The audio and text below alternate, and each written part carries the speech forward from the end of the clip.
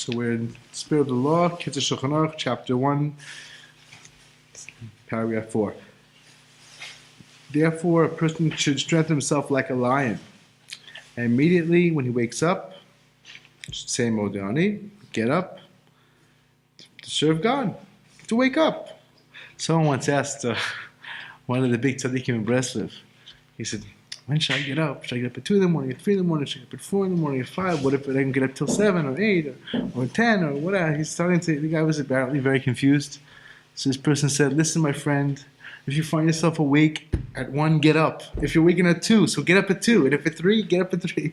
Get up anytime in the morning, early morning, or whenever you get up, just get up. Don't sit in bed, get up. When you wake up, get up. So you have to get up, the first thing.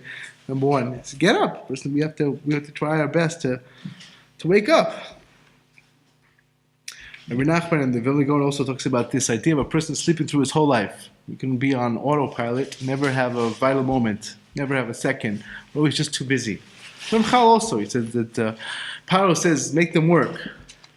He says he doesn't want you to give you time to think. Nachman really focus on this. A person has to have Yishuv Hadat. How do I have Yishuv Hadat? How do I have mental tranquility and serenity? I need to have time to think. To realize I'm here for a reason. Hashem sent me here. There's a plan. I don't know what it is. I don't understand it. I just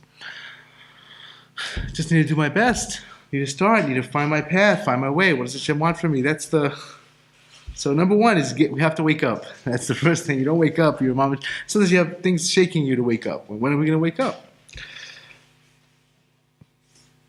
So if you don't get up immediately, if you're not quick, you don't have alacrity, so then we have this part of us. It says, it's well documented. It's all here. I tell you, if you don't know what to say, we'll teach the other side what he says. He doesn't know. We always just jump out of bed. So now we'll know what he says to people who, I don't know, they're strange people. They have this part of them that's pushing them to stay asleep. We all know what this is not something you need to learn, right? This is just something that's part of you. You have to be able to work on resisting it, to work on fighting it. So the Kitzur comes, the person he has this ulterior, this body. The body says, well, he says he has a lot of excuses. He has a lot of excuses not to get up. He says, listen, it's in the winter. He says, what? It's so cold. It's freezing. How are you going to get up in the cold? It's impossible. It's impossible. You can't get up in the cold. So in the summer, he says, you didn't sleep enough, Nebuch. You won't have too much koach. You have to sleep. Then you'll have more strength to really fulfill your potential. If you only sleep, then the person wakes up 15 hours of sleep. He's groggy the rest of the day. He can't do anything. So I don't know what happened. No, tomorrow. And again, he sleeps his who knows what, and it's totally superfluous. And he's not getting anything done. Yeah. The Kitzur knows very well. He has other claims. The Kitzur is an expert. That we have a part of us that doesn't want to move. No movement.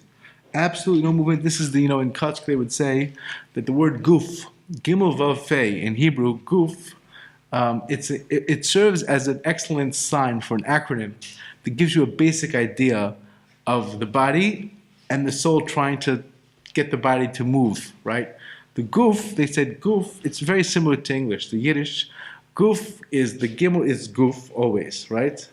And then you have the vav, in this case will be vil. Like in English, will, wants. The body wants fressen. The body wants to eat well. It really means to pack it in, fressen. And the same guf vil, puffin. The body wants to sleep deep. Puff, it's puff away, sleep it out. Just do what we call, they used to say in high school we called it a bagel. It's a 12 hours, bagel and a half. There's also different opinions. She don't know how to sleep well. So that's what the guf says. So then the neshama says, what do you mean? Gufvel, pagan, the body's going to die. Gufvel, for the body's going to decompose on the ground. What's the point of all this? You got to we're here for a reason. We can't just sit in and lackadaisically sort of coast through life. It's not going to get us anywhere. So the body has an answer. No problem. I hear you. Okay, but Gufvel fort, the body still wants, doesn't care. I don't care about what's going to happen, what will happen. I just want to sleep. Leave me alone. I want to eat. Leave me alone. That's what I want. That's what I'm here for. That's what the body thinks. That's what the body feels. We have to really. The Alter of Kelm says, when you sleep enough and not oversleep, you have a much better day. When you're not oversleeping, you get more from the sleep. You enjoy it more. When you go to sleep tired, you enjoy it more. So when you eat on the stomach, when you're not full, you enjoy it more. It's more pleasurable. So it's a little counterintuitive. We say everyone knows it's true, but we still don't. When a person eats for comfort, it doesn't matter. He says, I need the food now just for comfort. It doesn't matter if it'll feel better if I eat less, and that's not God's plan. I don't care. My body just wants it. Don't care. That's what my body, nefesh bahamis, animal soul, that's what it wants. That's what it's looking for. So we have to be very careful not to let the goof take over, because the goof has so many claims. Our body, there's no end to what it can do and where it's taking us. It has a totally different agenda for us. And this agenda is not something that's going to be positive at all. That's why, the Maral beautifully says, it says in the Pasuk,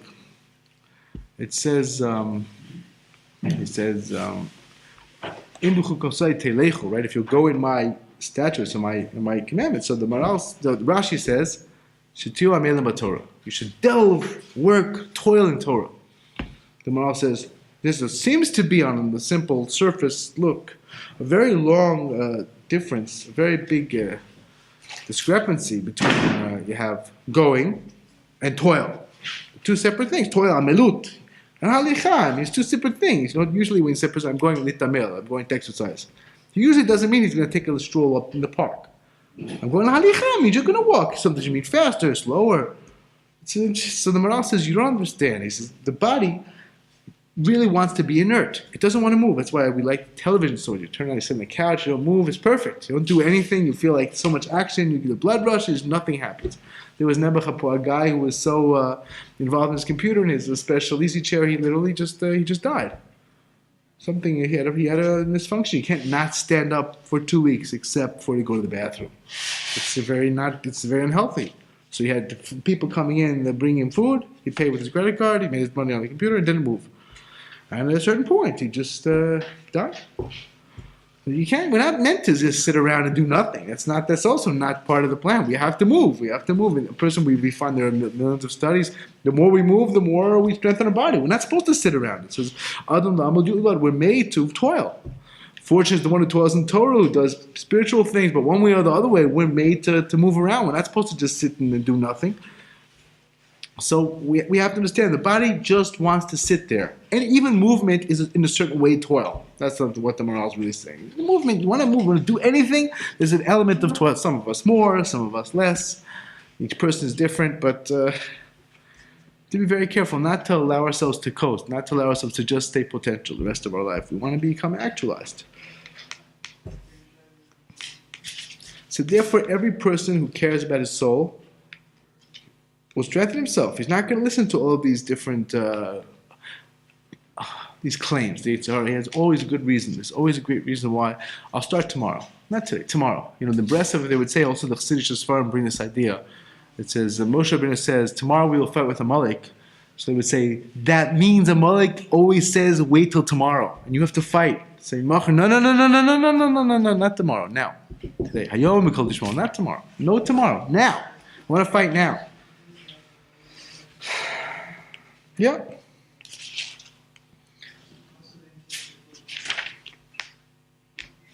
So he said the body says, yeah, but I don't want to get up now. I can't. This and that and the other thing. So you have to now listen. Get up. Of course, we don't need to overdo it. Sometimes a person he's in such a rush, he doesn't get anywhere. It's not positive. I'm overdoing it. It doesn't mean not to sleep. You need to sleep. You can't not sleep. You can't not eat. Rav Kivak is fond of saying, at least I remember he said this a few times in my time. He said there's a certain sin, a person, if he does a sin, I don't care if you're a Jew or non-Jew, you try to do the sin, you have 2 weeks, then you're dead. Capital punishment. What is the sin? He said, you don't eat. So even 1 week usually. He said 2 weeks, it's finished. You need to eat. You can't not eat. The Talmud says if a person swears he's not going to sleep for 3 days, said right away we know he broke his vow, because you can't. Today with drugs, I don't know about today, might be different, but generally speaking, usually before you start to bring in the medical community or whatever, different herbs, I'm not sure exactly, maybe there is a way, I don't know, today you never know, but like the Maisa, really the bottom line is that you can't not sleep. You need to sleep. Everyone's going to sleep whether you like it or not. You're going to sleep. There's a story with he wrote this book, Go My Son. He went a very exciting life. I forgot his name. I met him actually. Chaim Shapiro, thank you. So so we went to met him. He came into a yeshiva once, gave a talk. Very interesting person. So he writes that he was fighting the Germans as a Russian soldier, I think at the time. He said he literally went for virtually 3 days. He said then he walked out of his tank. He's like pushing himself. He said, next thing I know, I woke up. It's 2 days later or something, or some crazy amount, a day and a half. I don't know how long, many hours later. And they're like, I can't believe you're just staying there with bombs going off and shooting and like combat. And you didn't notice anything. He didn't hear. He was gone, dead to the world. So you have 3 days. You're wound up. That's the end. That's all you can push yourself. You can't do more than that. Again, drugs, I don't know about. But generally speaking, and naturally, no matter what, in the war, there's a certain point where you got to get at least a little sleep. And that's not going to be enough either. A certain point where that's the end. You can't do more. We need to sleep. So we can't overdo it. I can't go over the top and not sleep. That's not the idea either. We need to sleep. Hashem didn't make us not to sleep. He wants us to sleep and to use up our strength to serve Him. There's even a dispute. Some people want to say that the Taz says, listen, you sleep enough. If I sleep enough, so I have the power to do what I'm supposed to do. Otherwise, it's not so good. The Chazon Ish is very well known. The Chazon Ish, he said, people, you need to sleep. So I said, how much I sleep? He said, 8 hours. He said, maybe I'll need 7. He said, I'll tell you. He said, let's say you need 7 and you sleep 6. He said, they're going to ask you on the whole day. You blew your whole day. The whole day you were not really able to do what you maximize your potential because you're tired. So you better sleep 1 hour. They'll just ask you about 1 hour. You say, well, I wasn't really sure. You have to know yourself. On the other hand, of course, we know that there were tzaddikim, there were great people who managed to sleep very little and to get a lot done. Chofetz Chaim, the Gaon, many people, I'm sure, very big people. There's a level of soul called the chaya. That's what they bring down. That literally means life, vitality. So when you get a little more of this in you drop more. You don't need a lot of sleep, but you have to really get it. There's a very special Jew named Tzvi Meir Zolberg, very, very special rabbi, and he hardly sleeps. Literally, it's 3 hours a night. He's always jumping. His whole prayer is jumping up and down, like hours. Doesn't show any sign of fatigue. People, I know one guy, he's like, I don't understand, you hardly eat anything, you don't sleep. Well, it's like maybe there's some kind of approach, there's a way of, some kind of holistic man, I don't know, some, what do you say, it's some pathway to like some kunst, some way, some strategy, some, what do you use, what do you do? Maybe this medicine, maybe this thing, maybe that thing. He's like, what are you talking about? Tefillah, prayer. Pray to God. You need help, He'll help you. There's no shortcuts. You got to ask Him. He'll help you. He'll help you out. If you need it, you'll get it. And it's certainly true. We have to learn how to pray. There's such a thing as being able to sleep less. You have to know. Every person has to know themselves. On the other hand, the body is not going to give up. So this is something. What it needs, and God made us that way. So either we find a way to transcend nature and not need, or we get the sleep we need. That's one or the other.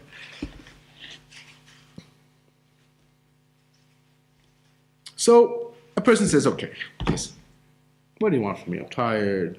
I want to get up. I'm tired. I can't really move. I can't get out of it. I can't do it. What do you want? I can't. I went to sleep late. It didn't work out for me. So, I don't know if anyone here has teenage children. When you have teenage kids, especially sons, suddenly it becomes enough sleep is not enough sleep. And maybe they actually need the sleep. It's hard to know. But, the Kitzur points out, he says, you have to think, you have to frame it right. If you frame it right, you'll get up. He said, how do I frame it right? He said, let's say someone said, come, I'll give you $20 an hour to one of these kids, or to an adult, so $200 an hour, or $100, whatever it is.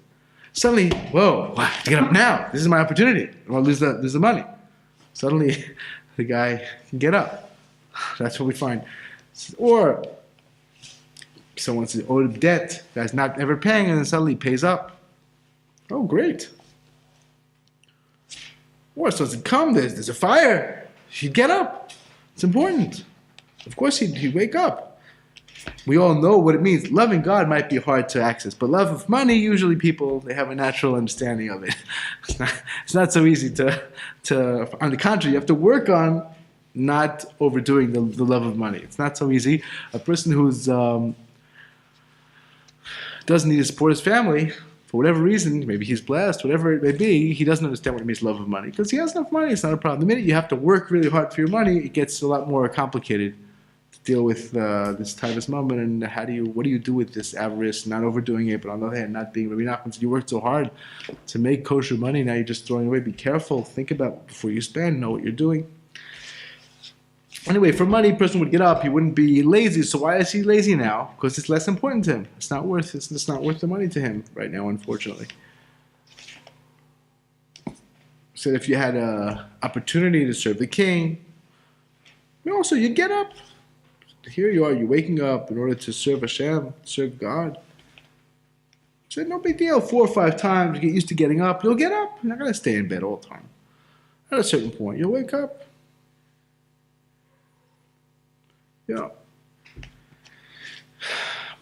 We have to understand, it's a very simple thing. Every person, we have a very hard time making our spiritual aspirations real. We have this part of us that really wants, yearning, when will I be Zocher? We really, really, really strive, and that's very precious. But we also have a part of us that's really not there. It hasn't happened. That's why David HaMelech says, my feet took me to the study hall, right, to the base of Medrash. Like he put it so deeply inside that's what he was moving towards. That's what he wanted. That's where he was going. And for us, it's very not simple. Today, we're just not geared that way at all. It's very, very not easy to remember that. It's so, like the Chovos Tefillah says, you have a trip to go to. Suddenly you're up. What happened? How'd you get up? No, it's something important. I got up. So why is the davening? Why is getting to prayer or getting where you need to go in the morning? Why is that not important? It's not an easy question to really answer. When something's important to you, you get up. So you need to get up. We need to make sure that davening and all these good things, they're important to us. There's a story actually with one of my, I guess it was a great-great-grandfather. Rav Shach told the story. He used it as an example of someone who was really very dedicated to prayer. I wish I was on his level. Unfortunately, I'm maybe one day, B'ez Hashem. So he had a windmill in the town. And he, was at the regular davening. They daven in the morning. They do prayer, they're praying. He's chilling on the talis, the davening as usual. And someone runs in and he says, this windmill's on fire. It's a fire, which was a very big deal. Fire is like, so they're davening, they're not going to run out. There are people that they're fighting. And so Rav Shach said, I watched this guy. He said, I was a very young man. I'm watching this person. Let's see what he does. So he said, you saw no differences davening, same davening. Daven focused, the way it should be, everything the way it should be. So he said, I figured, okay, we daven Shemona Esrei, then he's out of here. We daven Shemona Esrei, he stayed. Didn't move, didn't do anything. I said, wow, okay, Tachanun, he's going to leave. No, he stayed till the very end. He said, I figured, okay, Volotzina leaves. He said, no, he stayed till the end, took us to Al-Tfillah, and then he left. He said, and that was really someone who's really, his prayer is important. Like, a fire is not going to move you away from prayer. It's from Hashem. It's not a simple thing. Of course, you have to know there's no danger going on. You have to know something's dangerous, a different story. It's not that you're obligated. You're not obligated on a simple level. You're not really obligated to stay there. You can run and put out a fire. You don't have to take a big financial loss in order to stay with your minion. But there's a certain greatness for someone being able to say, I'm going to just stay focused and I'm going to do what's important to do. And I'm going to just basically pay attention to how ridiculous. There's this story through Salanter as well. I don't know if I told the story here. I don't think so. Might I have told the story here? I don't remember. Anyway, so I guess I'll give a different story. But it's all the same basic idea, which is that you have to know that when something's valuable, so you run for it. So what's valuable? That's the question. What's valuable? And the real question is, what direction are we going on? What's our direction? That's the story with the altar from the Vardak. The Rebbe also. The Rebbe says this idea. He says, the Yitzhahara says, what I have in my hand, and he has nothing in his hand. There's nothing there. Nothing. There's just nothing here. Take the sunbeams. If that's what you're trying for the material world, you're not going to get anything. There's nothing here. Nothing real content. It's not going to satisfy you. The Vilna Gaon says, like drinking salt water. So you drink salt water, you feel you satiated your thirst? No.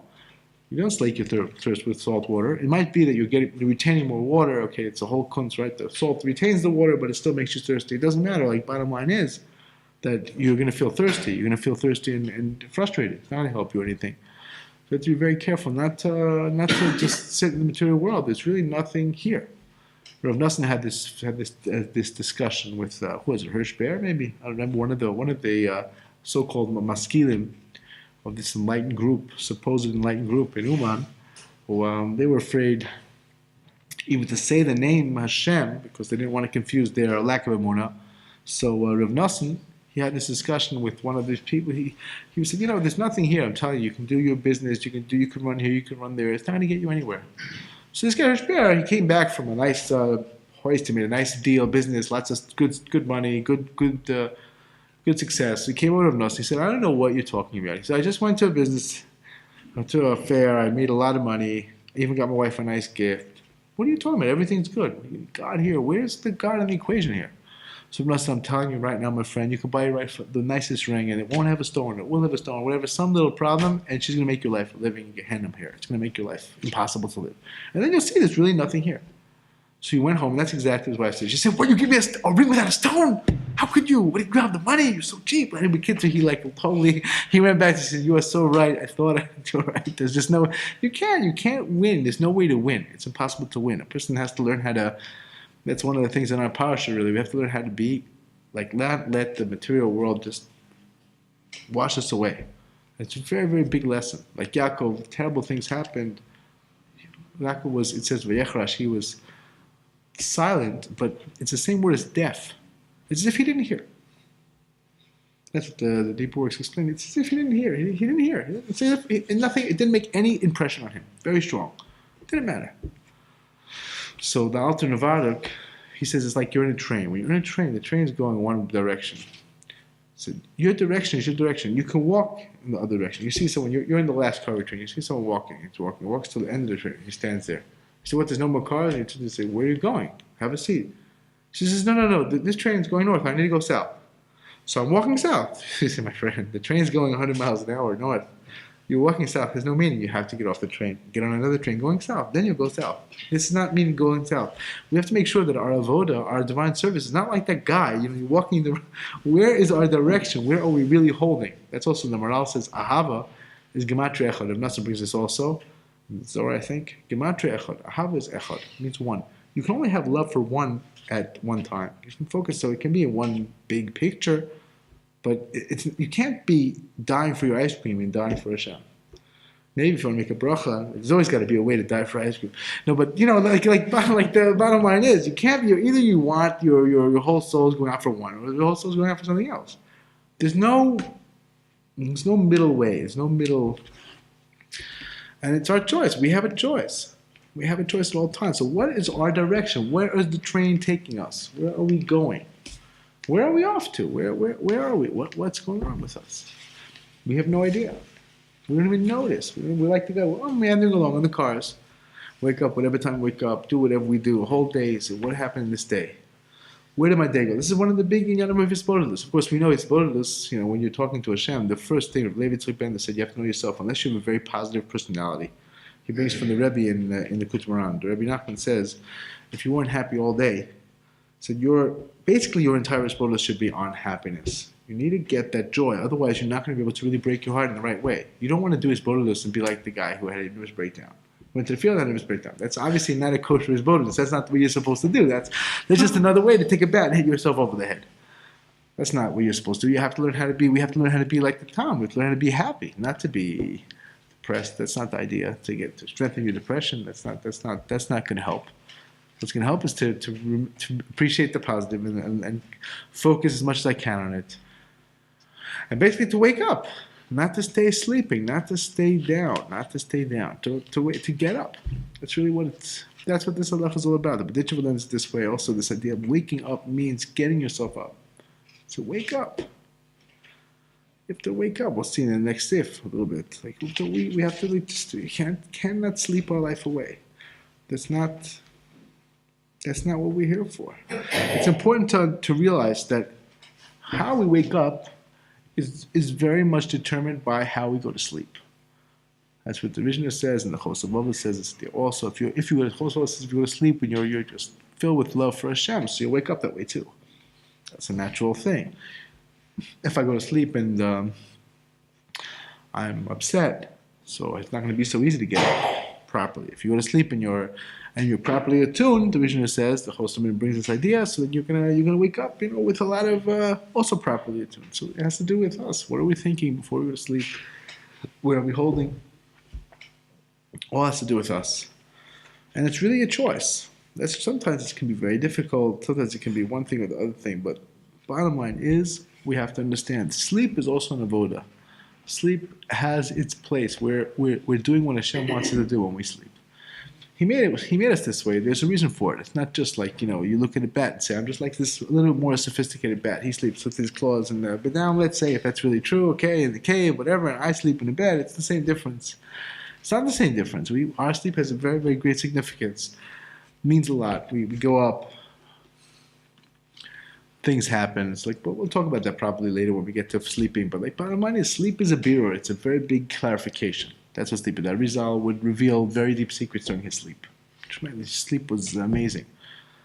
So we don't even begin. I'll just say one thing about sleep, and that's again how we sleep has to do with how we wake up.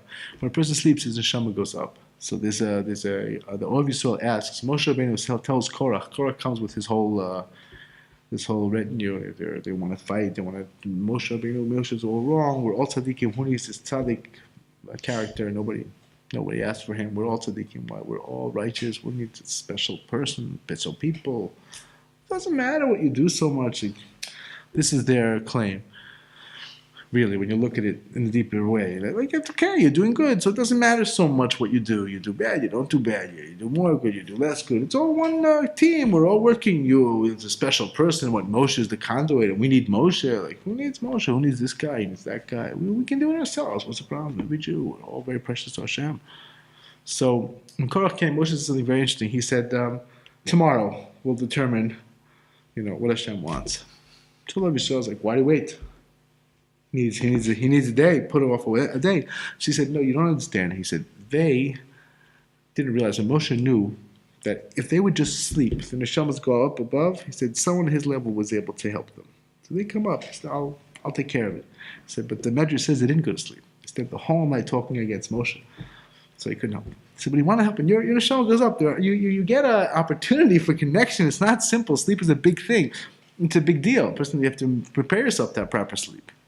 Sleep is a very, very special time. It's like 1/60th from dying because the person's able to bring down special things. It's not simple going to sleep.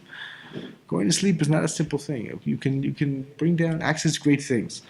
That's a little bit about what this is about. We have to know how I sleep has to do with how I get up. And again, where's the train taking me, basically? Where am I going? Where am I going? Am I on the way? Am I chasing sunbeams? Am I chasing I don't know what? Or am I focused on what the real tachlis, what Hashem wants from me really, what I'm doing, what I'm here for really? Where am I holding? What's important to me? Is it just money? Money's important to me? That's what's important. That's what I'm here for, money. It doesn't seem likely, right? I mean, we're only here for money. What does money do for you? There was who was it? I think it was a Rothschild, actually, who famously, he died in his vault.